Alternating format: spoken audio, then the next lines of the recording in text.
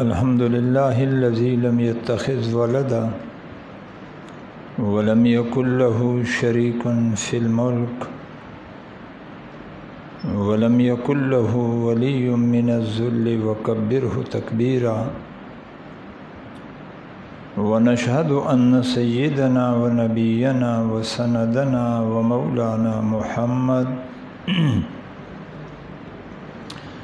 ومولانا محمدا عبده ورسوله صلى الله تعالى عليه وعلى آله وأصحابه أجمعين. أما بعد فأعوذ بالله من الشيطان الرجيم. بسم الله الرحمن الرحيم. ربنا إني أسكنت من ذريتي بواد غير ذي زرع عند بيتك المحرم ربنا ليقيموا الصلاة فاجعل أفئدة من الناس تهوي إليهم وارزقهم من الثمرات لعلهم يشكرون. سبحان ربك رب العزة عما يصفون وسلام على المرسلين والحمد لله رب العالمين. درود شریف پڑھ لے ساتھی. اللهم صل على سيدنا ومولانا محمد وعلى آل سيدنا ومولانا محمد وبارک وسلم وصلی علیہ. ایک بار محبت سے پھر پڑھ لے درود شریف. اللہم صلی علی سیدنا و مولانا محمد وعلی آل سیدنا و مولانا محمد وبارک وسلم. ایک بار پھر پڑھ لے. اللہم صلی علی سیدنا و مولانا محمد وعلی آل سیدنا و مولانا محمد وبارک وسلم. دیکھیں پرسوں رات کو ایک جگہ درس کی ابتدا میں نے سامعین کو 3 باتیں بتائی، تو آپ کے سامنے بھی اپنا بیان شروع کرنے سے پہلے ان 3 باتوں کو رکھنا چاہتا ہوں. ایک تو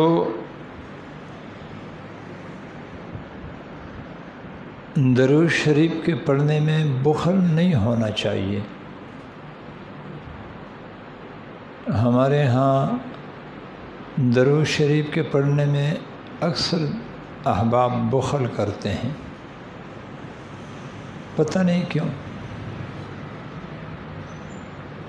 وہ نعت شریف پڑھ رہا تھا، کتنی بار اس نے آپ علیہ السلام کا نام مبارک کہہ دو.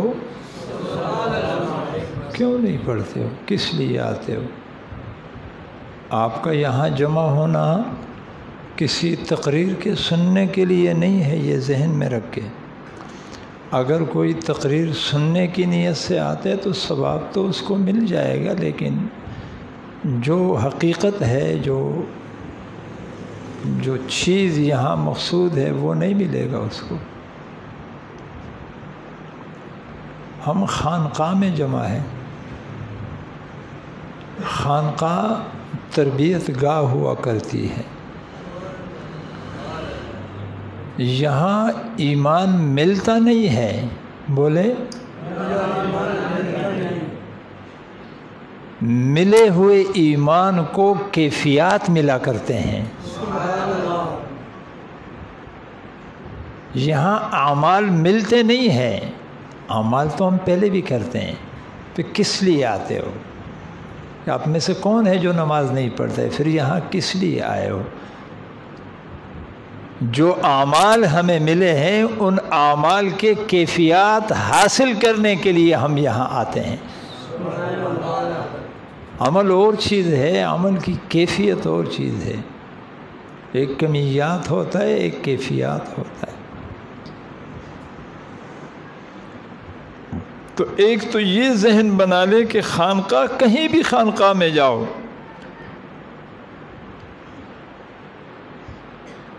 حصول نیت یہ ہو کہ جس طرح جس ماں سے بچہ کو گیا ہو اور وہ پریشان ہو،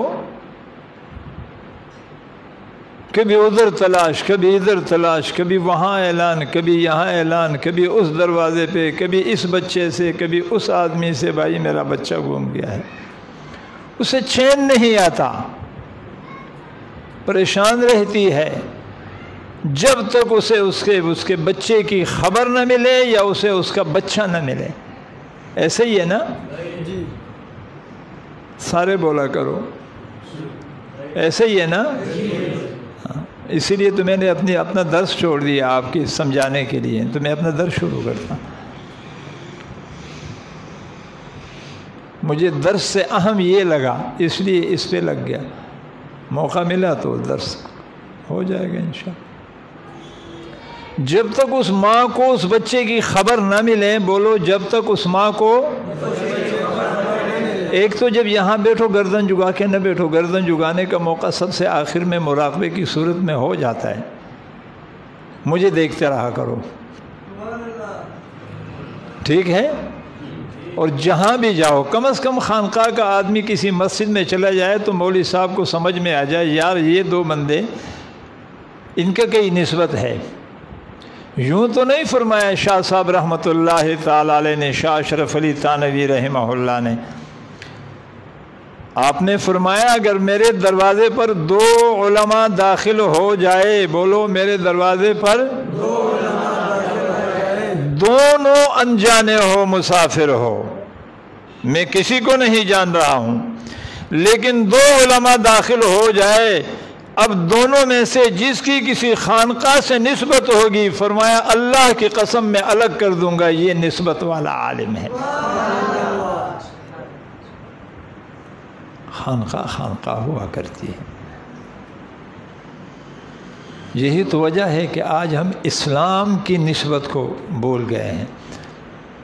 میں نے اس دن ایک جگہ درس میں کہا، میں نے کہا ہم اسلام کو تلاش کرتے ہیں، بولو بولو بولو، اور اسلام عمر اور صدیق کی تلاش میں تھے۔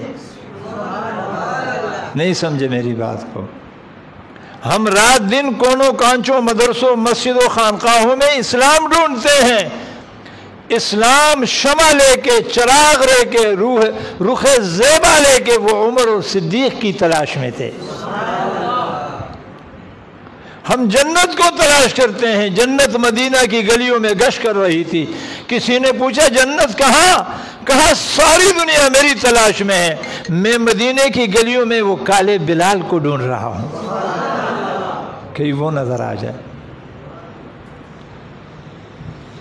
تو میں نے اس درس میں یہ جملہ کہا، میں نے کہا صدیق و فاروق، عثمان و علی، طلحہ و زبیر، معاویہ و ابو سفیان رضوان اللہ علیہم اجمعین کے زمانے میں لوگ اسلام کو مسجد میں نہیں، جی بولو، لوگ اسلام کو ہاں صدیق کے جسم میں تلاش کرتے تھے، فاروق کے جسم میں تلاش کرتے تھے، عثمان و علی کا جسم سراپا اسلام ہوا کرتا تھا۔ آج تو ہم اسلام کی نسبت بھی بھول گئے، ہمیں کوئی دیکھ کے اسے اسلام سمجھ میں نہیں آتا ہے، مجھے کوئی دیکھے تو اسے اسلام سمجھ میں آئے بڑی مشکل ہے۔ نسبتوں کا لحاظ رکھا کرو۔ تو شاہ صاحب فرماتے ہیں کہ میں الگ کر دوں گا کہ یہ خانقاہی ہے، اس کی کہیں نسبت ہے، اس کے قدموں سے مجھے اندازہ ہو جائے گا کہ اسے کئی نسبت ہے۔ بھائی آپ لوگ خانقاہ آتے ہو، 2 ہو یا 2 لاکھ ہو، اس سے کوئی غرض نہیں، آنے کے بعد کچھ نہ کچھ ساتھ لے کے جایا کرو، سننے کی غرض سے نہ آیا کرو، تربیت اور اصلاح کی نیت سے آیا کرو۔ یہاں تربیت ہوا کرتی ہے، علم تو علماء بیان کرتے ہیں، ہمیں کیا ضرورت ہے خانقاہوں میں بلانے کا؟ اب سمجھ گئے بات کو؟ بولو سمجھ گئے؟ اللہ، تو میں عرض کر رہا تھا کہ اس دن میں نے پرسوں رات کو یہاں ایک جگہ پروگرام تھا، رات دیر بھی ہو گئی لیکن پھر میں مجبوراً چلا گیا، میں نے کہا چلو جیسے بھی ہے۔ وہاں بھی میں نے درود شریف کا کہا تو کسی نے پڑھا کسی نے نہیں، اور کسی نے یوں پڑھا کہ کوئی دیکھ تو نہیں رہا ہے میں درود پڑھ رہا۔ تو پھر میں نے ان سے کہا، میں نے کہا 3 باتیں بتانے لگا ہوں، آپ کو بھی بتانے لگا ہوں، بالکل مختصر پلو سے باندھ لو، تفسیر کا وقت نہیں ہے۔ اگر کسی کی چاہت ہو کہ میرے اوپر دنیا اور آخرت کی جتنی نعمتیں ہیں اللہ کی طرف سے وہ برسنی شروع ہو جائے تو اس کے لیے وظیفہ ہے کثرت درود۔ آپ کی مرضی ہے، پڑھو پڑھو، نہیں استاد جی کار نہیں بندے نے خدا دی چاڑا کا درود ولے نوے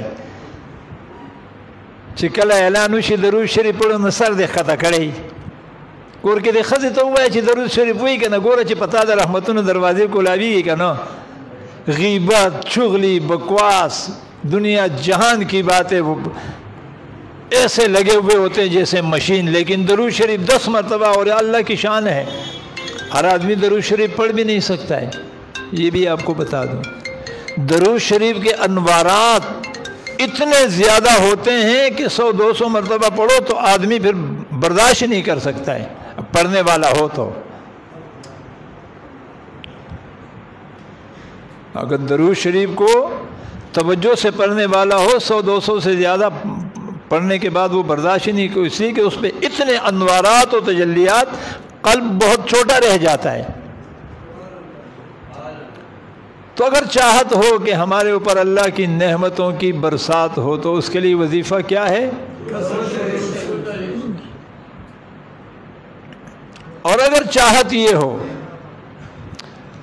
کہ ہمارے گھروں کی الجھنیں ختم ہو جائے،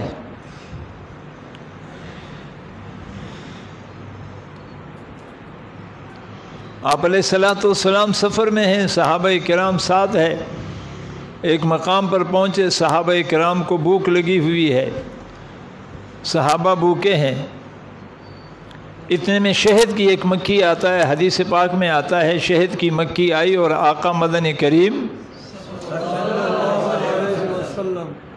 ہاں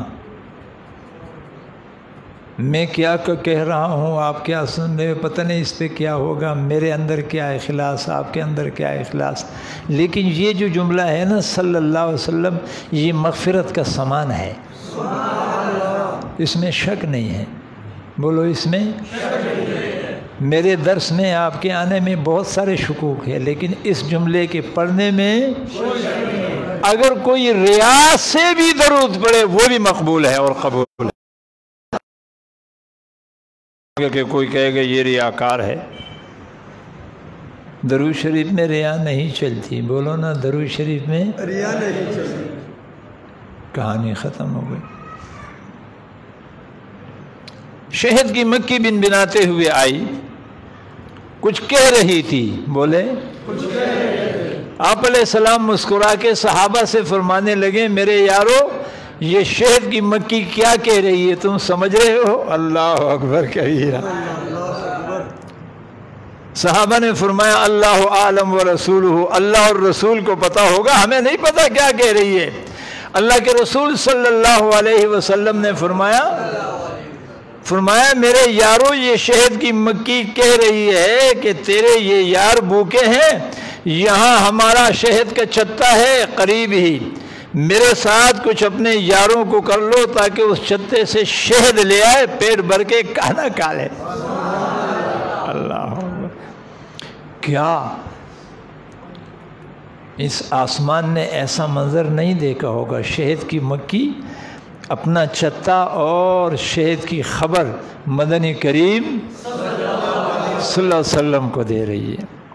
آپ علیہ الصلوۃ والسلام نے ایک 2 صحابہ کو ساتھ کیا، کہا اس مکھی کے ساتھ چلو، جی چھوٹی مکھی آگے آگے اور صحابہ چلتے چلتے غار میں پہنچے، وہاں چتا شہد کا بھرا ہوا تھا، شہد اٹھا کے لے آئے۔ آپ کی توجہ ہے؟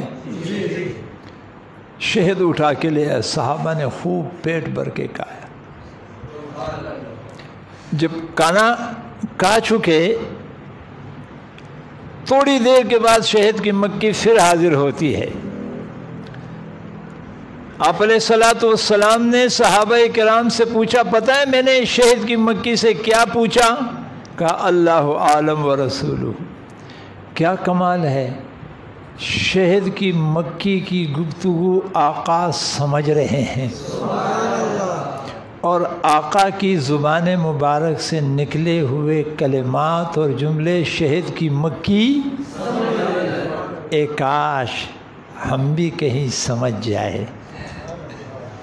ہم نہ سمجھے، شہد کی مکھی سمجھ گئی۔ آقا نے پوچھا کہ شہد کا رس کہاں سے چن کے لاتی ہو؟ حدیث سنا رہا ہوں، کسی کتاب کا قصہ نہیں۔ تو شہد کی مکھی نے کہا، اے اللہ کے رسول صلی اللہ علیہ وسلم، پھولوں اور پتیوں سے رس چوس کے لاتے ہیں۔ تو آپ نے تعجب سے فرمایا، پھولوں کا رس تو پھیکا ہوتا ہے، بولے، اور پتوں کا رس تو کڑوا ہوتا ہے، بولے نا، پھولوں کا رس اور پتوں کا رس، تو یہ شہد میٹھا کیسے بن جاتا ہے؟ اقول کیا بتاؤں آپ کو، صلی اللہ فرمایا، چھتے پر ہماری ملکہ بیٹھی ہوئی ہوتی ہے، جب ہمیں روانہ کرنے کی اجازت مل جاتی ہے کہ جاؤ پھولوں اور پتوں سے رس چون کے لاؤ، تو جب ہم چھتے سے نکلتے ہیں تو ملکہ درود شریف پڑھنا شروع کر دیتی ہے۔ فرمایا آقا اس درود کی برکت سے یہ پھیکا اور کڑوا رس میٹھا ہو جاتا ہے۔ میں کہا کرتا ہوں میرے دوستو، آج ہمارے گھروں کا ماحول پھیکا بن چکا ہے، آج ہمارا معاشرہ کڑوا بن چکا ہے، بیوی اور شوہر کے درمیان پھیکا پن موجود ہے، اولاد اور والدین کے درمیان کڑوا پن موجود ہے، رشتہ داریوں میں پھیکا پن اور کڑوا پن آ گیا ہے۔ اللہ کے لیے خدا کا واسطہ، اگر اپنے درمیان سے اس پھیکے اور کڑوے حالات کو اور ماحول کو مٹاس میں بدلنا چاہتے ہو، کثرت سے اپنے گھروں میں درود شریف کا ورد شروع کر دو، اللہ پھیکے اور کڑوے ماحول کو میٹھا بنا دیں گے۔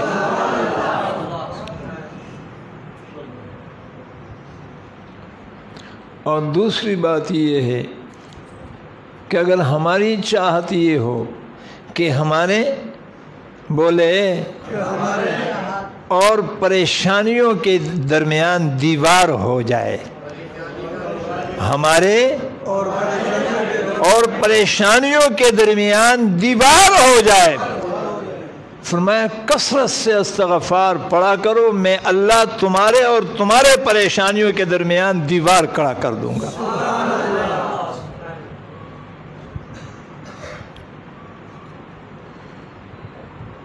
اور اگر یہ چاہتے ہو کہ آئی ہوئی پریشانی، آئی ہوئی بیماری، آئی ہوئی تکلیف جو آئی ہے اسے اللہ خوشی میں تبدیل کر دے، فرمایا کثرت سے پڑھا کرو لا حول ولا قوت الا باللہ، تو اللہ آئی ہوئی پریشانی، بیماری اور تکلیف کو خوشی میں تبدیل کر دے۔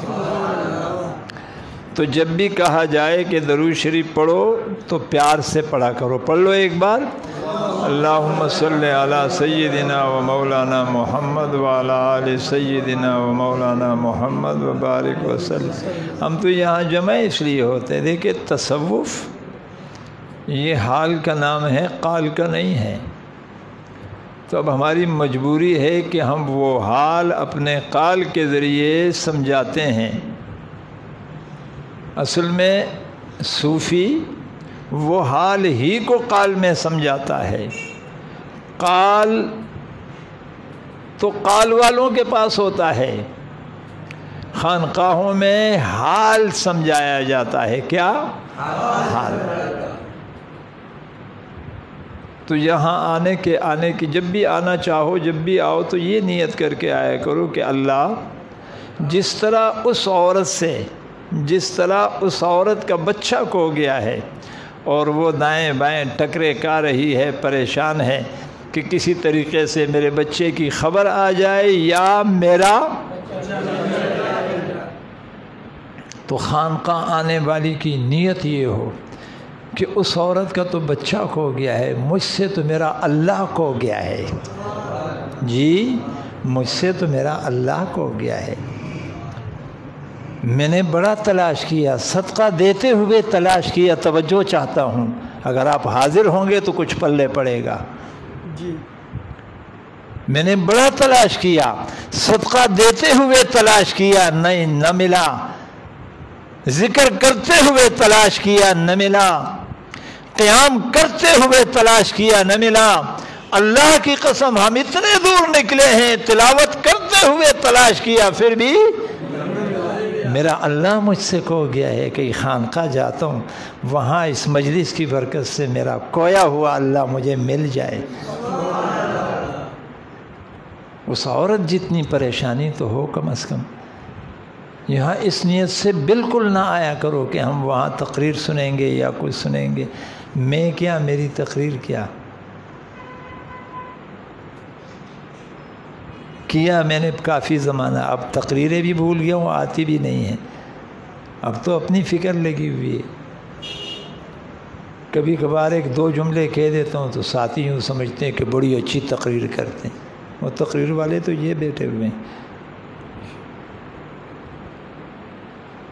تو جب بھی کہا جائے درود شریف کا، ایک تو اس کا اہتمام کرے، دوسرا مجلس میں بیٹھے ہوئے ہر جملے پر زبان پر ہو سبحان اللہ، اس کا ایک عکس پڑتا ہے،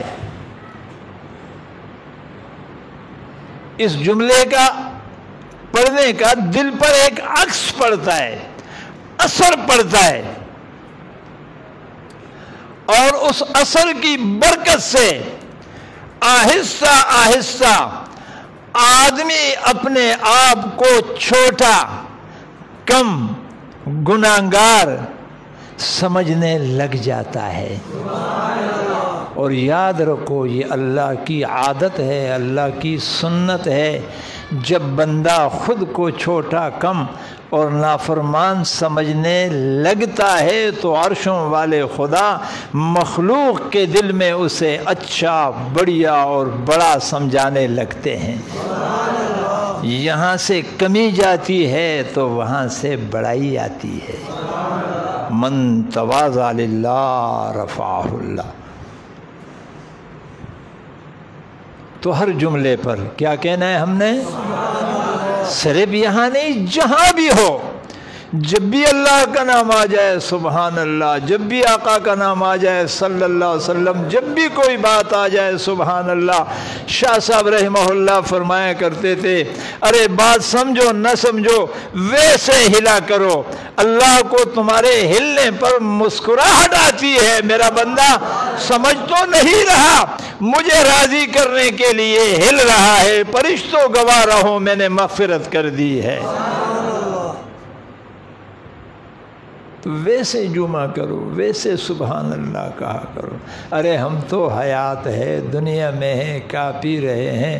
اگر آپ کو دیکھنا ہے تو جاؤ دین پور کے قبرستان میں، جاؤ آپ وہاں چلے جاؤ، اللہ اکبر کبیرہ، میں آپ کو کیا بتاؤں، حافظ الحدیث حضرت مولانا عبداللہ درخواستی صاحب رحمت اللہ تعالی علیہ کے قبر کے پتھر پر آج بھی لکھا ہوا ہے، سب کہو سبحان اللہ۔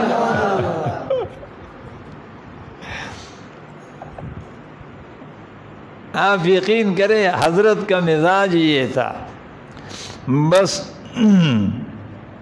آنا جانا ہمارے ہاں ان کا بہت تھا، الحمدللہ کہہ دو سبحان اللہ۔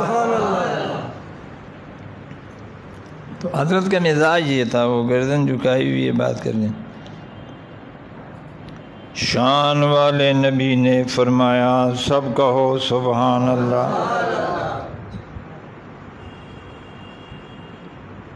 وہ ایک جملہ سب کہو سبحان اللہ، یہ حضرت کا۔ تو آج اس کے قبر کے پتھر پہ لکھا ہوا ہے، جو آدمی وہاں جاتے تو چاہے نہ چاہے وہ اس کو پڑھ کے کہہ دیتا ہے سبحان اللہ۔ اب دیکھو نا، وہ قبر کے پاس کھڑے ہوئے اگر کوئی سبحان اللہ کہہ دے، اللہ کی قسم کھا کے کہتا ہوں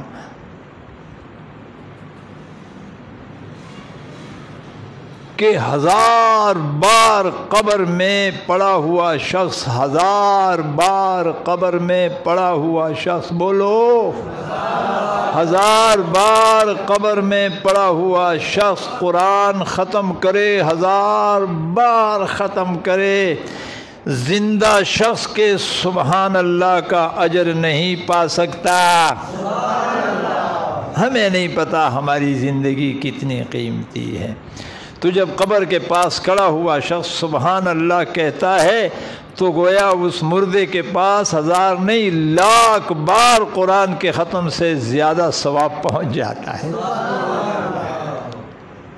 تو جس مجلس میں بھی ہو کثرت سے کہا کرو کیا؟ اس کا عکس دل پہ پڑتا ہے، تو عکس جب دل پہ پڑے گا تو دل کی گندگی، غلاظتیں، کدورتیں دور ہوتی چلی جائے گی، اور جیسے جیسے دل صاف ہوتا چلے جائے گا تو عرش نظر آنا شروع ہو جائے گا۔ یہی تو وہ کمال ہے کہ دل میں غلاظت ہے تو تلاوت کے وقت بھی اللہ نظر نہیں آتے۔ وہ نظر کیا آئیں گے، یہ یقین بھی آہستہ آہستہ کم ہوتے ہوتے پتہ نہیں کہاں پہنچا کہ مجھے بھی وہ دیکھ رہے ہیں کہ نہیں۔ پہلا درجہ تو یہ تھا کہ تم دیکھو، اگر تم نہیں دیکھ سکتے کم از کم یہ تو ہو کہ وہ دیکھ رہے ہیں۔ آج تو یہ بھی ختم ہو گیا۔ بہرحال اللہ ہمارے ساتھ شفقت کا معاملہ فرمائیں۔ یہ جو انسانی دل ہے نا، بولے یہ اللہ تبارک و تعالیٰ نے اس زاویے سے بنائے ہیں کہ یہ سارے انسانوں کے دل ہے، یہ سارے انسانوں کے دل ہے، اور یہ عرش معلیٰ ہے۔ سارے کہہ دو، یہ سارے انسانوں کے دل ہے اور یہ بس اتنا سمجھو۔ آگے ایک بات بتا دو، فرمایا دنیا میں کسی ملک کو، واقعۃ رومی نے لکھا ہے رحمۃ اللہ تعالی علیہ نے، کہ کسی ملک کے بادشاہ نے ایک اچھا سا میوزیم ہاؤس بنانے کا ارادہ کیا، تو اس نے مختلف ممالک کے لوگوں سے رابطہ کیا، تو اس میں کچھ رومی بھی آ گئے اور کچھ چائنا کے لوگ بھی آ گئے۔ انہوں نے کہا کہ ہم یہ پھول پتی اور بوٹے اور یہ اس کے بڑے ماہر ہیں۔ تو بادشاہ نے کہا کہ ہم آپ کا امتحان لیں گے۔ کہا ٹھیک ہے۔ تو ایک دیوار وہ چائنا والوں کو دیا بنانے کے لیے اور ایک دیوار روم والوں کو دیا بنانے کے لیے، درمیان میں ٹاٹ کا پردہ لگوایا، 2 مہینے 3 مہینے 6 مہینے ٹائم دے دیا۔ اس دیوار پر آپ نے گلکاری کرنی ہے، اس پر روم والوں نے کرنی ہے۔ 6 مہینے کے بعد آ کے بادشاہ چیک کرے گا، جس کی گلکاری اور زیادہ اچھی ہو تو اس کو انعام بھی دیا جائے گا، پھر اس کو وہ کام بھی حوالے کر دیا جائے گا۔ وقت گزرنے کے بعد جب وقت مقرر پورا ہو گیا تو بادشاہ اپنے وزراء سمیت اس مقام پہ پہنچا۔ پوچھا کیا ہوا؟ تو چائنا والوں نے کہا کہ ہمارا کام مکمل ہو گیا ہے۔ جب وہ بادشاہ آیا اور اس نے وہ دیوار پہ گلکاری اور صنعت کاری اور پھول پتے دے کے وہ تو انگوش بدندان ہو گیا کہ یہ کمال کیا ہے انہوں نے، یہ تو کیسے بنایا اتنا خوبصورت، بڑے حیران۔ درمیان سے پردہ ہٹایا تو جب پردہ ہٹایا تو روم والوں کے دیوار پر وہی پھول پتیاں بعینی ہی اس طرح، لیکن اس میں شانائی بھی بہت زیادہ ہے۔ یہاں تو اور زیادہ حیران۔ وبرکاتہ۔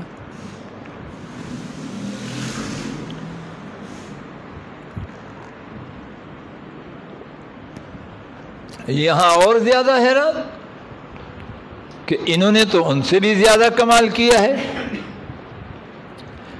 ششتر ہو گئے، حیرت میں پڑ گئے۔ تو رومیوں سے پوچھا کہ آپ نے تو ان سے بھی کمال کیا ہے، پھول پتیاں تو ویسے یہاں بھی ہے لیکن یہاں شانائی بہت زیادہ ہے۔ تو رومیوں نے کہا کہ یہ 6 مہینے تک پھول پتیاں بناتے رہے، جی، اور ہم 6 مہینے تک اپنے دیوار کو صقل کرتے رہے، رگڑتے رہے، ہم نے دیوار سے آئینہ بنایا بس، جی بولو نا، یہ پھول پتیاں بناتے رہے، ہم دیوار کو رگڑتے رہے، اب دیوار ہمارا بالکل آئینہ ہو گیا، پردہ ہٹ گیا تو وہ سارا نقش و نگار ہمارے دیوار میں بغیر محنت کے آ گئے۔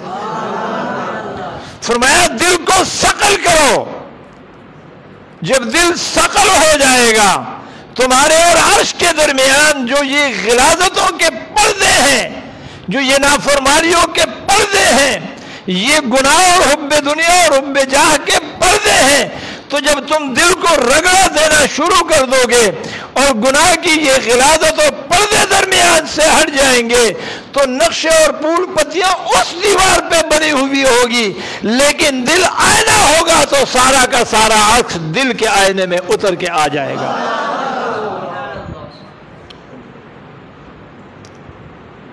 کوئی بات سمجھ میں آ رہی ہے؟ جی، کوئی پلے پڑ رہی ہے بات؟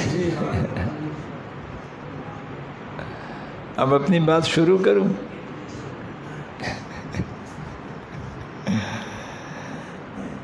اللہ، سورہ ابراہیم آیت نمبر 37، 13واں پارہ۔ میں نے ایک آیت آپ کے سامنے پڑھی، مشہور و معروف آیت ہے، اس آیت میں کچھ چیزیں ہیں ضروری، وہ آپ کے سامنے رکھنا چاہتا ہوں۔ ربنا انی اسکنت من ذریتی بواد غیر ذی زرع عند بیتک المحرم۔ ابراہیم علیہ السلام کو اللہ تبارک و تعالی نے اپنی زوجہ محترمہ سیدہ ہاجرہ سلام اللہ علیہا اور شیرخوار بچہ سیدنا اسماعیل علیہ السلام کو وہاں چھوڑنے کا حکم دیا۔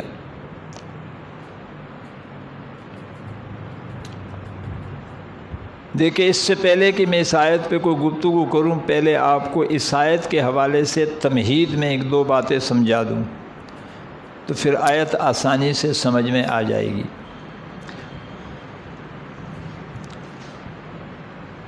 انسانی مزاج میں اللہ نے یہ چیز ودیعت کی ہے۔ میں نے انسان کا لفظ استعمال کیا، مسلمان کا، مومن کا، نبی کا، ولی کا، صحابی کا، کافر کا، غیر مسلم کا نہیں، انسان۔ اس سے میں کہا کرتا ہوں کہ میرے جملوں کو توجہ سے سنا کرے تاکہ کوئی بات پلے پڑ جائے۔ انسانی مزاج میں چاہے وہ کافر ہے یا مسلم، انسانی مزاج میں اللہ نے یہ چیز ودیعت کی ہے۔ کیا؟ ہر انسان کی یہ چاہت ہے، ہر انسان کی، وہ لبرل ہو، سیکولر ہو یا کوئی عام مسلمان ہو یا کوئی یہودی اور عیسائی ہو، ہر انسان کی یہ نیچرل میں ہے، چاہت ہے اس کی۔ کیا؟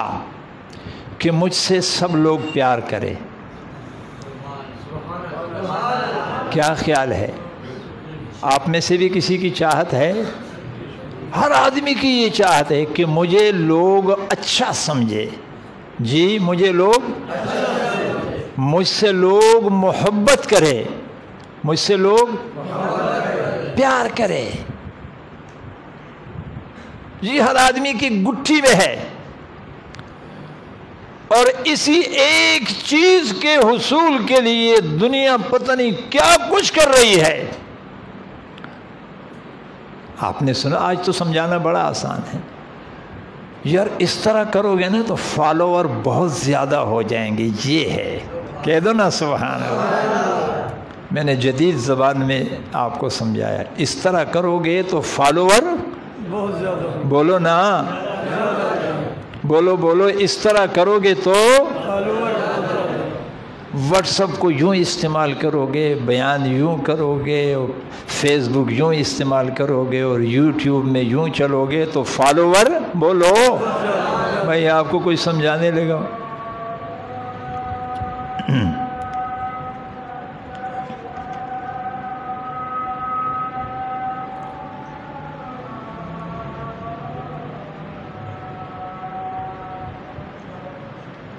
اللہ اکبر، اللہ اکبر۔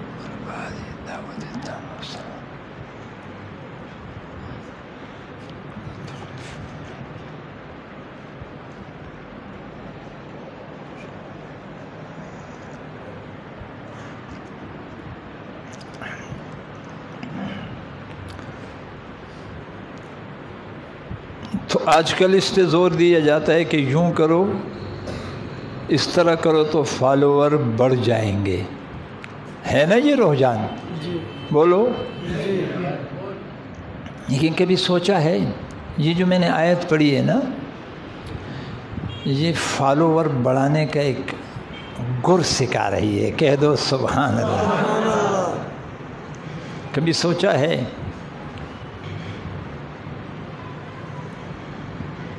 کہ نہ واٹس ایپ استعمال ہوا، نہ فیس بک استعمال ہوا، نہ یوٹیوب استعمال ہوا، نہ کسی چینل کی ضرورت پڑی، لیکن اللہ کی قسم آج تک اس ہستی کے فالوور بڑھتے جا رہے ہیں، بڑھتے جا رہے ہیں۔ آج پوری دنیا میں سب سے زیادہ فالوور میرے آقا مدنی کریم کے ہیں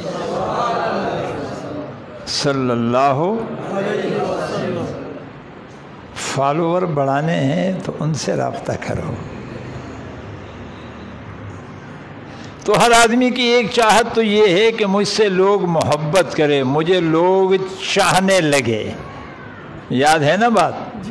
مجھے لوگ زور سے بولو تاکہ آپ کی نیند میں بیداری آ جائے. مجھے لوگ چاہے اپنے ہوں چاہے ہر شوہر کی یہ چاہت ہے، ہر شوہر کی یہ چاہت ہے، ہر شوہر کی یہ چاہت ہے کہ میری بیوی میرے چاہنے والی بنے. کہہ دو نا سبحان، ہے کہ نہیں؟ اور ہر بیوی کی یہ چاہت ہے استاد جی دا سی تعویذ را لو کہ چیزا خاون را باندھ میں شی. کہہ دو سبحان جی. ہر باپ کی یہ چاہت ہے کہ اولاد مجھ سے محبت کرنے لگے، مجھے چاہنے لگے. ہر اولاد کی یہ چاہت ہے کہ میرا ابا فلان سے تو بہت محبت کرتے، اللہ مجھ سے بھی کہیں محبت کرنے لگ جائے. بس اب اس کو جتنا بھی پھیلاؤ تو یہ تو پھیلے گا. میں نے آپ کو ایک نکتہ، ایک اشارہ سمجھا دیا. ایک چاہت ہر انسان کی یہ ہے، بولے نا، ایک چاہت ہر انسان کی یہ ہے. اور دوسری چاہت ہر انسان کی، کوئی بھی ہو، اس کی یہ ہے کہ مجھے دنیا اور آخرت کی نعمتیں وافر مقدار میں ملا کرے. کہہ دو سبحان اللہ.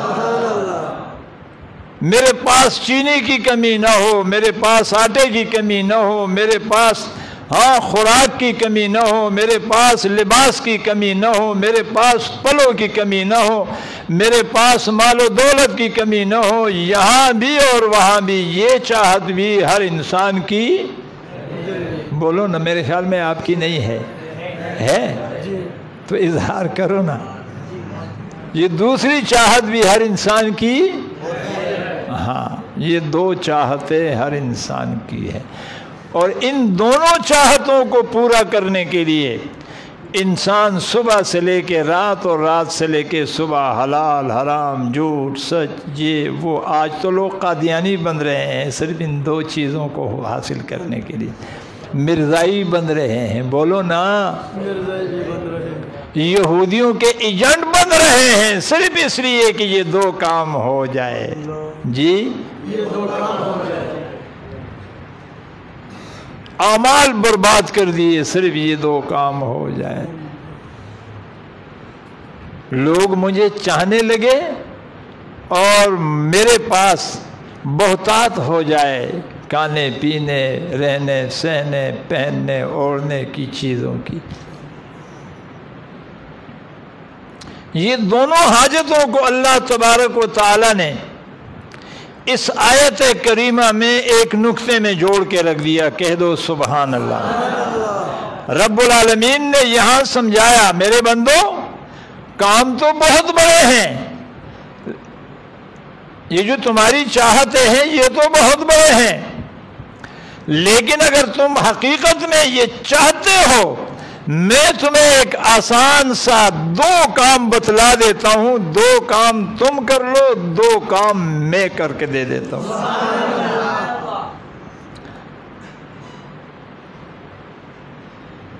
فرمایا ربنا انی اسکنت من ذریتی بواد غیر ذی زرع عند بیتک المحرم.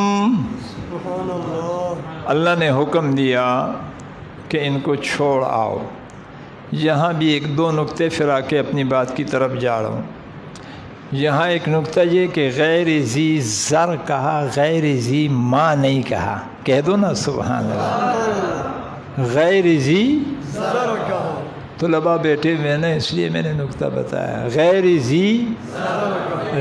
ذی ماں نہیں کہا اس لیے کہ زمزم مانے آنا تھا. کہہ دو نا سبحان اللہ.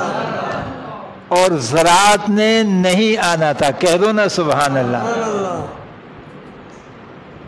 ابراہیم علیہ السلام نے یہ نہیں فرمایا کہ یہاں زراعت نہیں ہونی چاہیے، یہ نہیں فرمایا. لیکن اللہ والوں کی چاہتوں کا اللہ کتنا لاج رکھتے ہیں.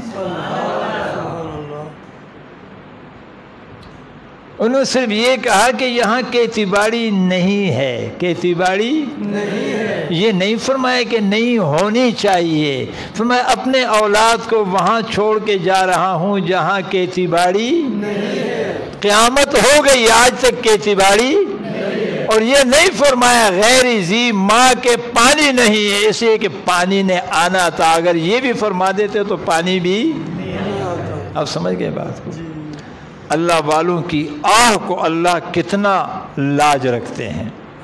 ایک بات یہ غیر ذی ذر، دوسرا اشارہ اس میں یہ ہے کہ غیر ذی ذر رکھا کیوں؟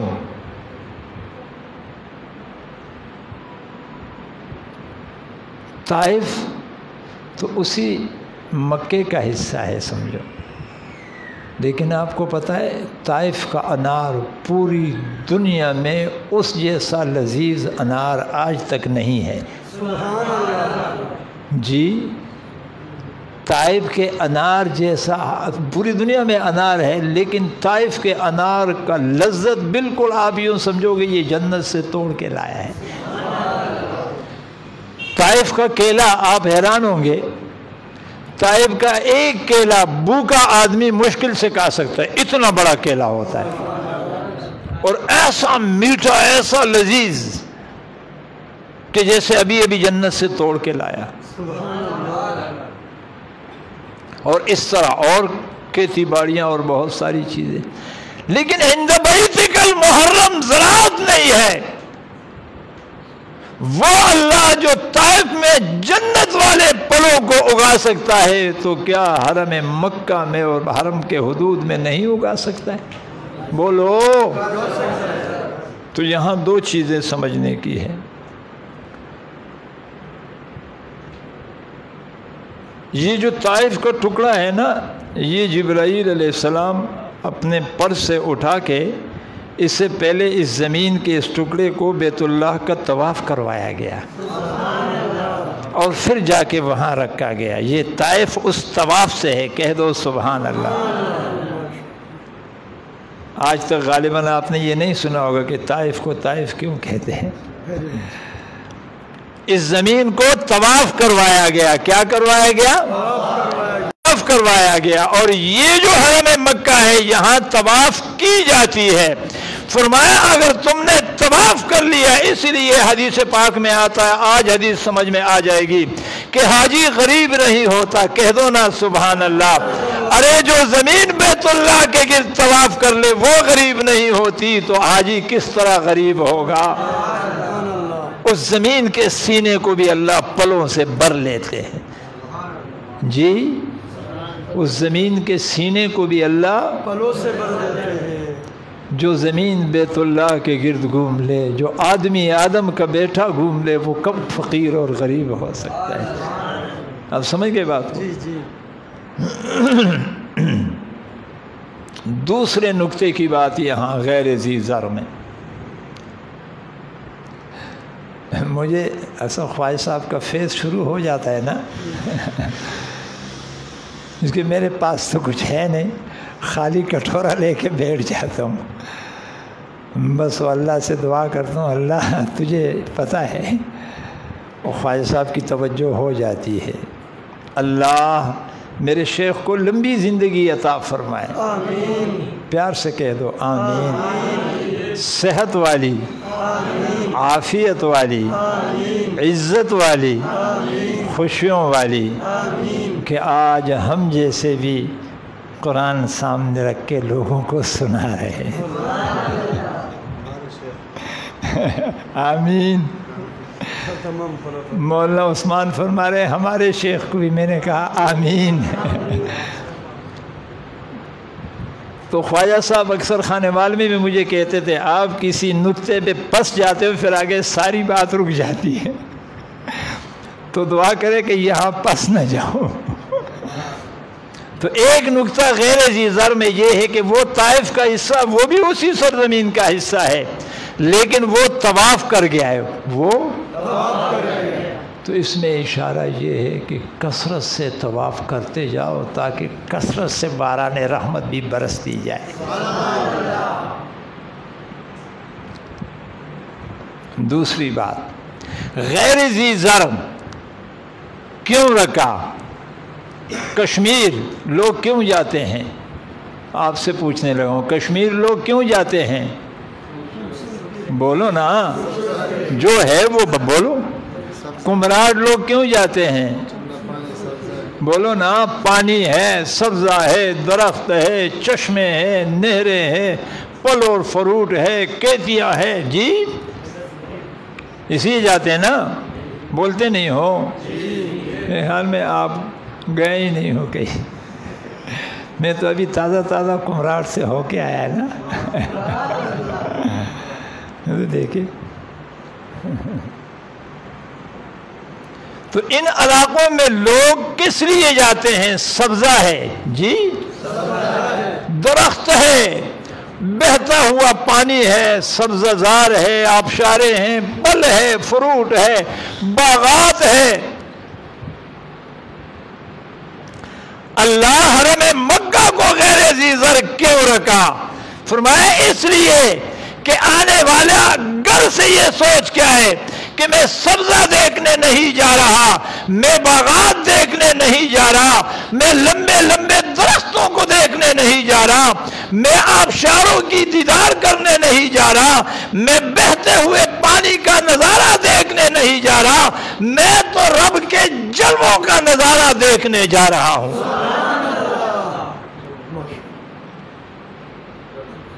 اس میں بات آئی غیر ذی زر، اس لیے غیر ذی زر رکھا کہ میں بھی، توجہ ہے آپ کی، بڑی قیمتی بات نقد پہنچی ہے مدینے سے خانے وال اور خانے وال سے یہاں، کہہ دو سبحان اللہ، کہ میں بھی، بولو نا، جلدی جلدی بولا کرو تاکہ چلا نہ جائے ورنہ آیا ہوا مال واپس کہ میں بھی، بولو، اگر کسی آنے والے کو جیسے تیسے بھی آیا ہے اس کی مغفرت کرنے لگوں، فرشتے کہیں کہہ نہ دے کہ اللہ یہ تو یوں آیا تھا، یہ تو یوں آیا تھا، میں اتنا کہوں گا کہ یہ آیا صرف میرے لیے تھا، یہ آیا صرف میرے لیے۔ فرشتوں باغات نہیں ہے، آبشاریں نہیں ہے، چمن نہیں ہے، پھول نہیں ہے، پھل نہیں ہے، بہتے ہوئے نہریں نہیں ہیں۔ اب تم کہو یہ سارا کچھ چھوڑ کے آئے ہیں، کس لیے آئے ہیں؟ تو فرشتے کہیں گے ربا تیرے لیے، تو پھر تم گواہ رہو میں نے بھی انہیں معاف کر دیا۔ اسی لیے فرمایا کہ حاجی جب واپس جاتے دودھ کا دھلا ہوا جاتا ہے۔ یہ غیر ذی زر میں یہ راز بھرا ہوا ہے۔ چلے آگے چلتے ہیں۔ اللہ ان کو بٹھایا، ہاجرہ سلام اللہ علیہا اور حضرت اسماعیل علیہ السلام، ان کو بٹھایا، بولو ان کو بٹھایا۔ رب کا حکم تھا کہ بس بٹھا کے آؤ، بٹھایا اور یہ جانے لگے۔ میری ماں ہاجرہ حیران کہ یہ کہاں میں چھوڑ کے گیا، کچھ کہہ بھی نہیں رہا، کیوں چھوڑ کے جا رہے ہو؟ جواب نہیں۔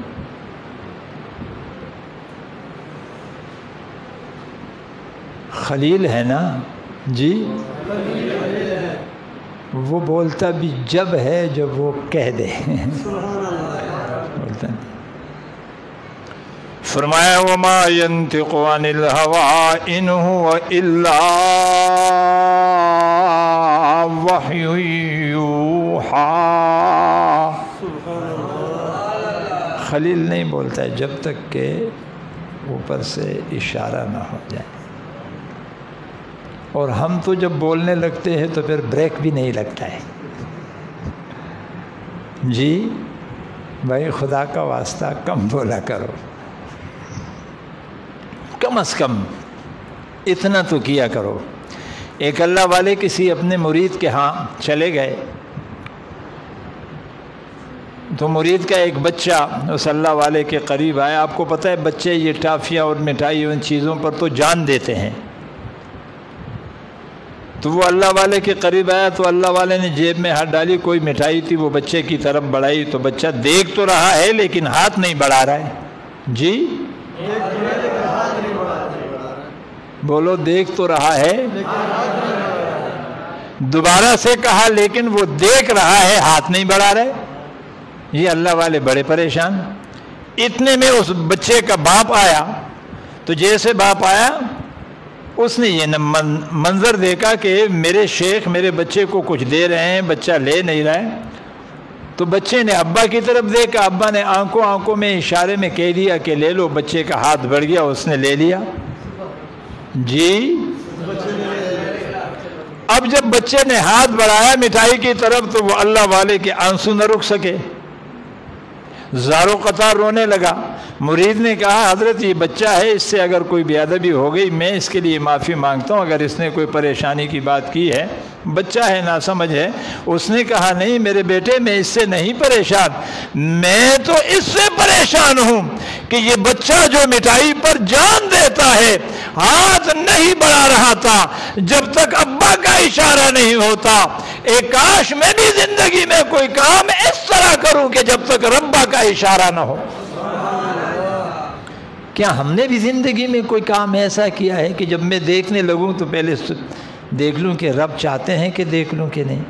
اگر رب کا اشارہ دیکھنے کا ہو تو میں دیکھ لوں ورنہ نہ دیکھوں. جب میں بولتا ہوں تو کیا میں رب کے امر کا انتظار کرتا ہوں کہ رب کی طرف سے اشارہ آئے گا کہ بولو تو میں بولوں گا؟ کم از کم زندگی میں ایک بار تو ایسا کر لو. کیوں چھوڑ رہے ہو؟ نہیں بولے ابراہیم علیہ السلام. جب 2-3 بار کی آواز نہیں آئی تو سمجھ گئی اللہ کا خلیل ہے، یوں ہمیں نہیں چھوڑ رہا ہوگا، اللہ کا حکم ہوگا. تو چلتے چلاتے زور سے آواز دی، اے ابراہیم کیا اللہ کا حکم ہے؟ سر ہلا دیا. جی کیا اللہ کا حکم ہے؟ سر ہلا کے جواب دیا جی ہاں.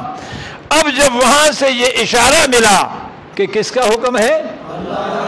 تو یہاں اطمینان ایسی ہو گئی. فرمایا اذا لیضیعنا، اب کائنات ادھر سے ادھر ہو سکتی ہے. ابراہیم تو نے اللہ کے امر سے ہمیں چھوڑا ہے، ہمیں دنیا کی کوئی طاقت ضائع نہیں کر سکتی. یقین کی ایسی کہ یہ الفاظ میری ماں ہاجرہ کی، اذا لیضیعنا، اب ہمیں کوئی چیز ضائع نہیں کر سکتی. اور یہی ہوا. کیا ضائع کرتے کہ اسماعیل علیہ السلام کو پیاس نے ستایا، پھر وہ ایڑیاں مارنے لگے. جبرائیل علیہ السلام نے پر مارا، اس ایڑیوں میں اللہ تبارک و تعالیٰ نے چشمہ جاری کیا. جی چونکہ وہاں تو پانی کا نام و نشان. یہ ہاجرہ سلام اللہ علیہا گھبرا گئی. جی بولو، زور سے. اس بات سے کہ اس دشت و بیابان میں یہ پانی نکل گیا کہ ایسا نہیں یہ پانی پھیل کے ضائع ہو جائے، تو ڈر کی وجہ سے اس کے گرد وہ اس طرح مٹی جمع کرنے لگی، اور زم زم زم یعنی رک جا رک جا رک جا. جی یہ گھبراہٹ کے عالم میں کہ یہ پانی کہیں پھیل نہ جائے، ضائع نہیں ہو جائے. یہ دشت و بیابان ہے جہاں دور دور تک پانی کا نام و نشان نہیں ہے، کہ یہ نکلا ہوا پانی بھی ہاتھ سے نہ نکل جائے. زم زم زم زم. اور یہاں ایک اور عجیب بات آپ کو بتا دوں.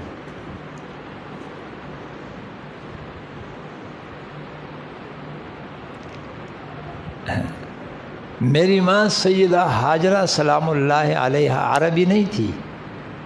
جی بولو نا. ابراہیم علیہ السلام بھی عرب نہیں تھے. جی اسماعیل علیہ السلام بھی شروع میں عرب نہیں تھے، ان کی زبان بھی عربی نہیں تھی. جی ان کی زبان عربی نہیں تھی. ایک نقطہ سمجھانے لگا ہوں پھر آگے اپنی بات کی طرف. ویسے اللہ نے دل میں ڈال دیا تو اس حوالے سے ضروری ہے.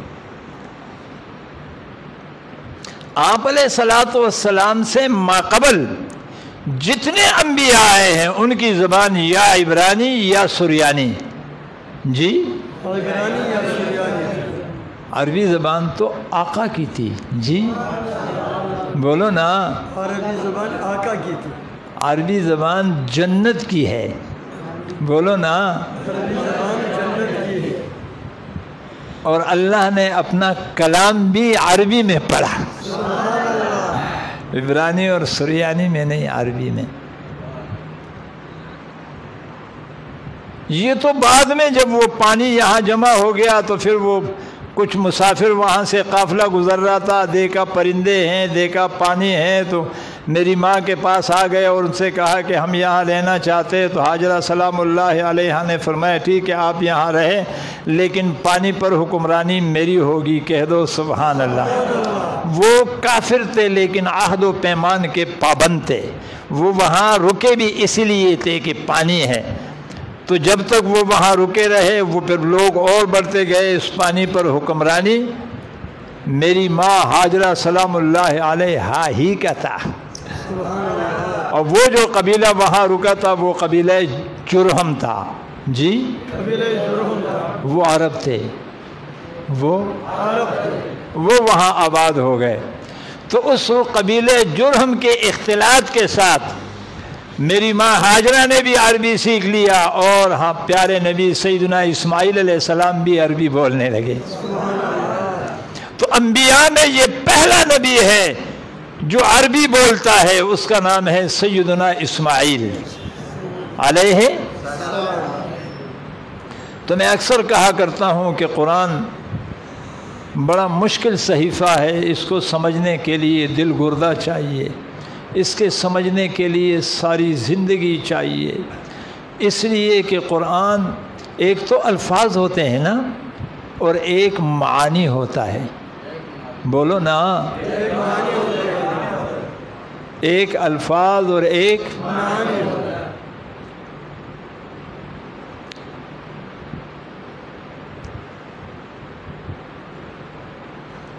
یہ جو قرآن کریم میں ابراہیم علیہ السلام کے واقعات آتے ہیں آپ نے اکثر پڑھے ہوں گے، اور ابراہیم علیہ السلام اپنے ابا سے مخاطب ہے، پھر ابا ابراہیم علیہ السلام سے مخاطب ہے۔ یہ کون سی زبان ہے؟ یہ تو عربی ہے۔ یہ کون سی زبان ہے؟ بولو نا۔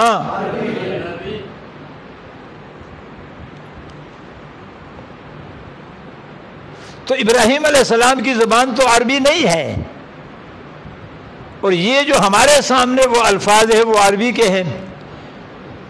تو اللہ تبارک و تعالیٰ نے ابراہیم علیہ السلام کی اس عبرانی زبان کا ترجمہ عربی زبان میں کر کے اسے قرآن کا حصہ بنایا۔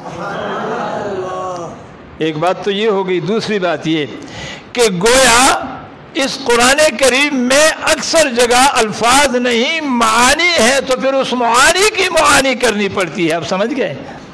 یعنی ابراہیم کے الفاظ کی معانی رب نے بیان کی، جی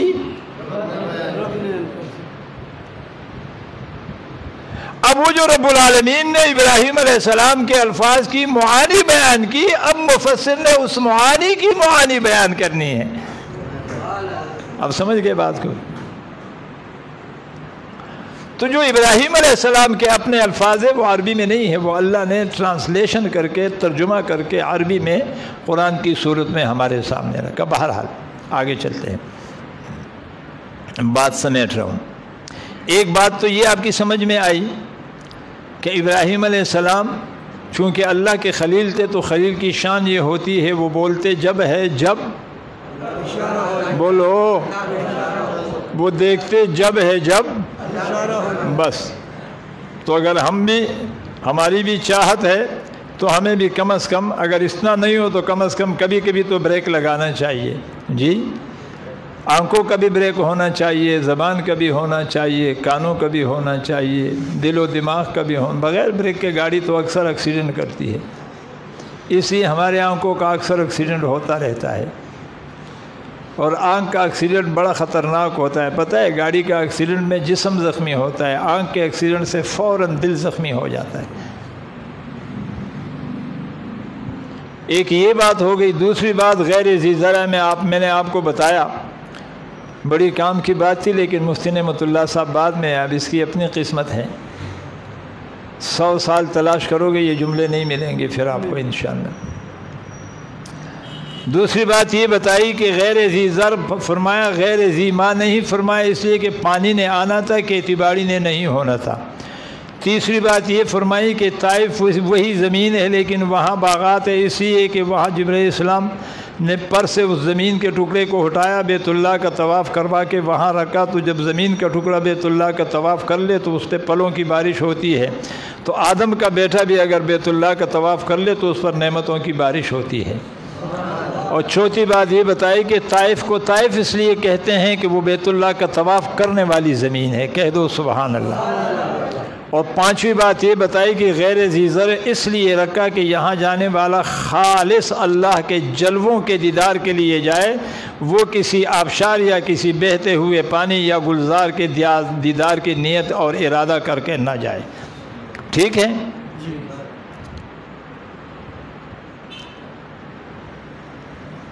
اللہ،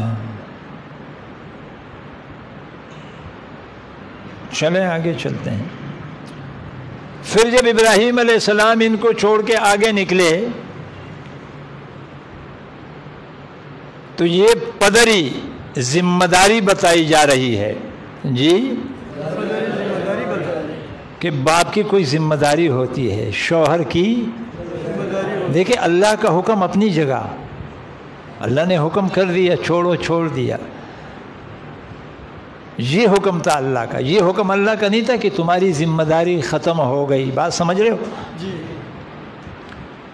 اگر یہ فرماتے کہ تمہاری ذمہ داری ختم ہو گئی یہ اور بات ہے، یہ اور بات ہے کہ اولاد کو یہاں چھوڑ جاؤ، تو ذمہ داری اب بھی ہے، بولو، بولتے نہیں ہو، ذمہ داری باپ کی حیثیت سے اولاد کی باپ کے اوپر کوئی ذمہ داری ہے، شوہر کی حیثیت سے بیوی کی اپنے شوہر بھی کوئی ذمہ داری ہے۔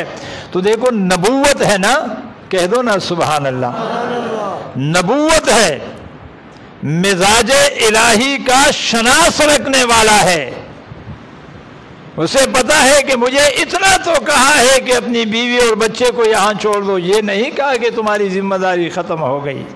ہم ہوتے مرض سے روزے لازم اللہ مالک دے، کہ نہ مرا اللہ مالک دے تا گورا ٹکیریز نہ کرتے۔ ابراہیم علیہ السلام وسی یاد مخ کے نور کار کے ہوتا ہر سال اللہ تپرے خود، سوچ سمجھ کے بات کرنی چاہیے، کوئی ذمہ داری ہوتی ہے۔ یہ قرآن کہہ رہا ہے کہ چلتے چلتے جی جب اتنی دور چلے گئے کہ ہاجرہ سلام اللہ علیہا اور حضرت اسماعیل آنکھوں سے اوجل ہو گئے، آنکھوں سے اوجل ہو گئے، وہاں رب کے حضور سجدہ ریز ہو گئے، وہاں رب کے حضور سجدہ ریز ہو گئے۔ اے اللہ تیرا حکم ہے، میں نے اس لیے چھوڑا، لیکن میں کیا کروں، ان کا بندوبست تو نے کرنا ہے، ان کو کھلانا بھی تو نے ہے ربا، پلانا بھی تو نے ہے، ان کی حفاظت بھی تو نے کرنی ہے، اور ان کا رجحان اور میلان اپنے طرف یہ بھی تو نے کرنا ہے۔ اللہ میرے بس میں تو کچھ نہیں، تو نے حکم دیا میں نے چھوڑ دیا، دیکھیں ذمہ داری نبھا رہے ہیں جی۔ تو جب وہاں اوجل ہو گیا نا آنکھوں سے، فرمایا ربنا لیقیموا الصلاۃ، اے اللہ تیرے حکم سے چھوڑے جا رہا ہوں، کہیں ایسا نہ ہو کہ یہ دائیں بائیں بٹکنے لگے، لیقیموا الصلاۃ، انہیں اپنی طرف مائل رکھنا، اپنے ساتھ ان کا تعلق جوڑے رکھنا جی، تاکہ یہ نمازوں کو قائم کرنے والے ہو۔ نماز پڑھنا اور چیز ہے اور قائم رکھنا اور چیز ہے۔ نماز قائم جب رکھی جا سکتی ہے کہ جب زندگی کے ہر لمحے میں نماز ہی نماز ہو، جہاں جب دیکھنے کی حاجت ہو یہ دیکھے نماز کی طرح، بولے تو بولے نماز کی طرح، چلے تو چلے نماز کی طرح، رکے تو رکے نماز کی طرح، اس کی زندگی نماز ہی کی تصویر بن جائے۔ اس کو کہتے ہیں قائم۔ یہاں تو الحمدللہ یعنی تعریف، اور باہر نکلا تو غیبت، یہاں تو نیچے دیکھ رہے، وہاں ادھر ادھر دیکھ رہے، یہاں تو صرف اس کی سن رہے ہیں اور اسی کو سنا رہے ہیں، باہر لوگوں کی بھی سن رہے ہیں، لوگوں کو بھی سنا رہے ہیں۔ لیقیم الصلاۃ،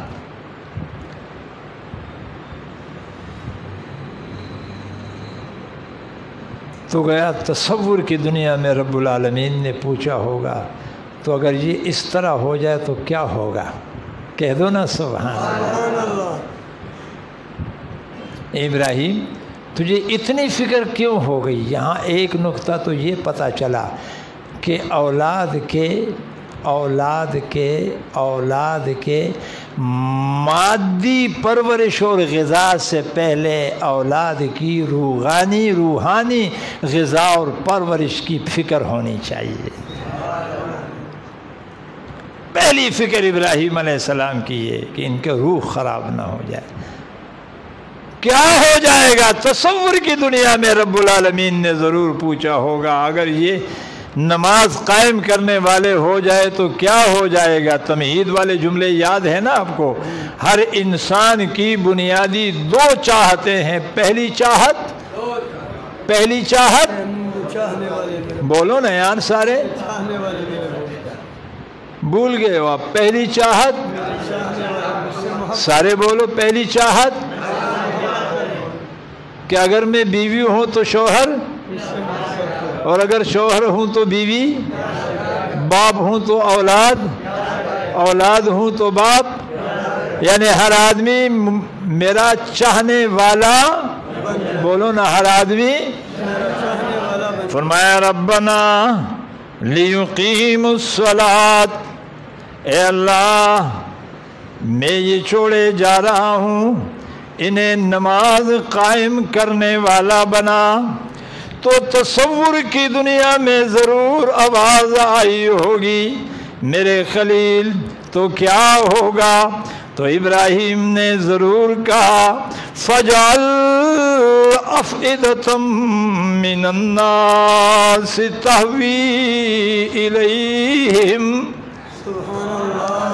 یا اللہ جب یہ نماز اور نماز والی زندگی اپنا لیں گے، کہہ دو نا سبحان اللہ، جب یہ نماز بولو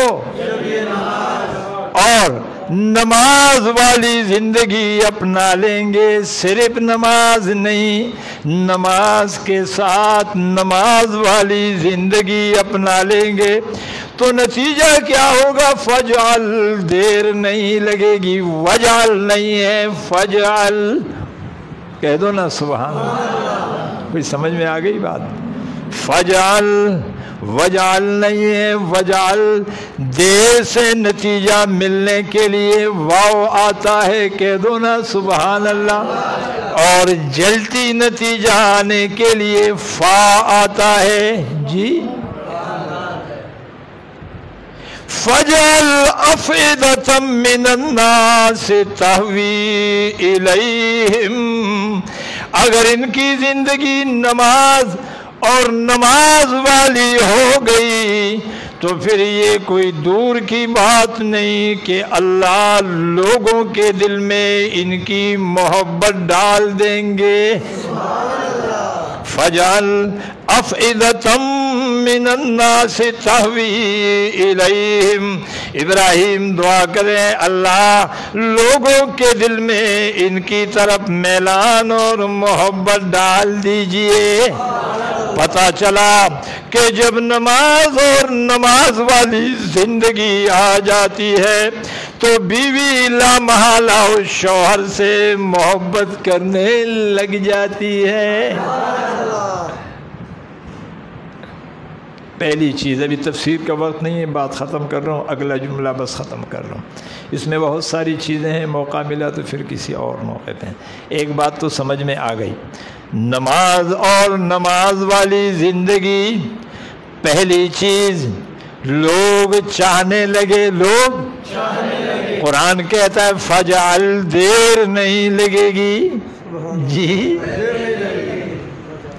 رب العالمین فرماتے ہیں دیر نہیں لگے گی، بس تو اب سے نماز اور نماز والی زندگی کا ارادہ کر، ابھی شروع نہیں کیا ارادہ کر، میرے جلال کی قسم میرے طرف سے لوگوں کے دلوں میں تیرے محبت کے لیے دیر نہیں لگے گی۔ پہلا نتیجہ اللہ وَارْزُقْهُم مِّنَ الثَّمَرَاتِ لَعَلَّهُمْ يَشْكُرُونَ۔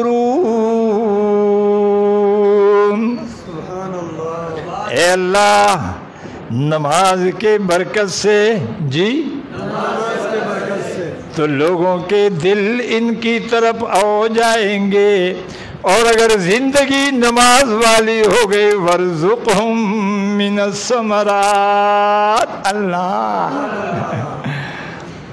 تو پھر آسمانوں سے، زمینوں سے، مشرق اور مغرب سے ان پر، جی ثمرات، میووں، روزی، پل، لباس، مکان، درہم و دینار کی میں اللہ برسات کر دوں گا۔ ثمرات، شجرات نہیں کہا، کہہ دو نا سبحان اللہ، جی شجرات، اگر شجرات کہتا نا ابراہیم علیہ السلام شجرات فرماتے تو وہاں صرف آم، کیلے، پپیتے ہوتے، لیکن دنیا کی قیمتی لباس نہ ہوتا، جی بولو نا، دنیا کی قیمتی گاڑیاں نہ ہوتی، دنیا کی قیمتی گڑیاں نہ ہوتی، دنیا کی قیمتی موبائل نہ ہوتے، دنیا کی قیمتی عطر عود نہ ہوتا، کہہ دو نا سبحان اللہ۔ ہاں ربنا لیقیموا الصلاۃ فاجعل افئدة من الناس تهوی الیہم وارزقهم من الثمرات، جی ثمرات، مشینوں سے نکلنے کا ثمر، کپڑا کہہ دو نا سبحان اللہ، فیکٹری میں مشینیں لگی ہوئی ہے، اچار بن رہا ہے، یہ اچار ثمر ہے، فرمایا ثمر بھی اللہ اکبر، جس طرح کھانے پینے کی چیزوں میں ثمر اعلیٰ سمجھا جاتا ہے، تو کائنات کے کپڑوں میں سب سے اچھا کپڑا جو ثمر ہوگا وہ یہاں پہنچے گا۔ اچھی گاڑی وہاں، اچھا پل وہاں، اچھا لباس وہاں، اچھی گھڑیاں وہاں، اچھی خوشبو وہاں، اس لیے ثمر کا شجر نہیں کہا، ثمر۔ یہ اس خلیل اللہ کی دعا کی برکت ہے کہ درخت ایک نہیں، لیکن پوری دنیا میں جو سب سے اچھا پل ہوتا ہے وہ مکہ میں ہوتا ہے، اور پوری دنیا میں جو سب سے اچھا پل ہوتا ہے وہ مدینہ والے حرم میں ہوتا ہے۔ اور کتنا ہوتا ہے، اللہ 20 لاکھ 25 لاکھ حاجی، اور یہ پلوں پر ٹوٹ جاتے ہیں، ہر حاجی کے ہاتھ میں 2 3 تیلے، وہ حرم کا کیلا ہے، خوب گاؤ، کہہ دو سبحان اللہ، اور حاجی خوب گاتا ہے۔ اور جب نماز کا ٹائم ہو جائے، حاجی مسجد حرم، مدینہ کے حرم یا مکہ کے حرم میں چلے جائے، اللہ کی قسم اگر ان فروٹ کے ریڑھیوں پہ چلے جاؤ، ایسے لگتا ہے جیسے ایک دانہ بھی کم نہیں ہوا ہے، عجوبہ نہیں ہے؟ 25 لاکھ آدمی وہ ریڑھیوں پہ لگ جائے، میرے خیال میں پورے کراچی کے ریڑھیوں پہ لگ جائے تو تھوڑی دیر میں فروٹ شارٹ ہو جائے گا، جی بولو نا۔ اور وہ چونکہ وہاں ذکر کرنے والے ہوتے ہیں، عبادت کرنے والے ہوتے ہیں، آپ کو نہیں پتہ، عابد خوب کہتا ہے، کہہ دو نا سبحان اللہ۔ اور یہ دنیا والا سوکھا جو ہوتا ہے نا، یہ بیچارہ کہا نہیں سکتے، کھانے کے لیے اللہ نے اور مخلوق پیدا کیا ہے اور کمانے کے لیے اور پیدا کی۔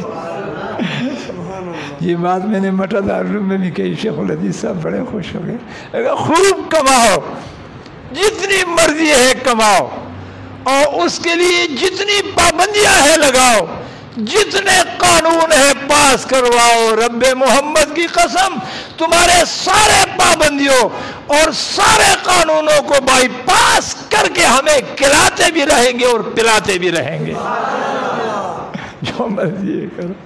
ابراہیم صاحب دعا کی ہے، دعا ہے وَارْزُقْهُمْ مِنَ الثَّمَرَاتِ، لیکن کب تک؟ لَعَلَّهُمْ يَشْكُرُونَ،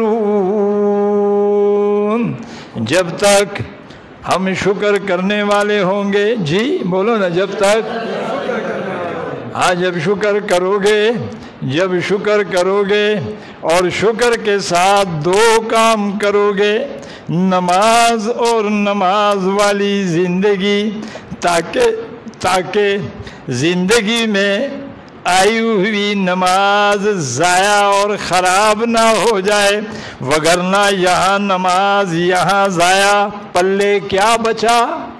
بولو نا، زور سے بات ختم کر رہا ہوں۔ یہاں نماز یہاں ضائع، پلے کیا بچا؟ یہاں فجر کی نماز یہاں غیبت، پلے کیا بچا؟ اور یہاں ظہر کی نماز یہاں بد نظری، پلے کیا بچا؟ فرمایا نا نا نا نا نا، نماز اور نماز والی زندگی، تاکہ جو نماز پلے آیا یہ ضائع، اگر یہ ضائع نہیں ہوا تو سمجھو دو کام تم نے کر لیے، اور دو کام میری طرف سے دیر نہیں ہوگی۔ پہلا کام، تمہارے بگڑے ہوئے ماحول کو میں اللہ بنا دوں گا، اور دوسرا تمہارے بھوک و پیاس کو میں ثمرات سے مٹا دوں گا۔ وآخر دعوانا الحمدللہ رب العالمین۔ مضمون لمبا ہے لیکن گھڑی ساتھ نہیں دیتی۔ اللہم صلی